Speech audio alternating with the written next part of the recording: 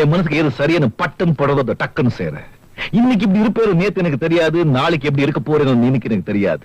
ஆனா பல பேர் சொல்றாங்க நான் அப்படி இருக்க போறேன் இப்படி இருக்க போறேன். நான் சொல்றேன், நம்மளை படிச்ச ஆண்டவனுக்கு ஒருத்தருக்கு தான் தெரியும் யாரு எங்க எப்போ எப்படி வைக்கணும்னு. நேத்து என்ன கூலியா வச்சிருந்தா இன்னைக்கு நடிகன் ஆக்கியிருக்கா, நாளைக்கு கஷ்டப்படாம எதுவும் கிடைக்காது. கஷ்டப்படாம கிடைக்கிறது என்னைக்குமே நிலைக்காது.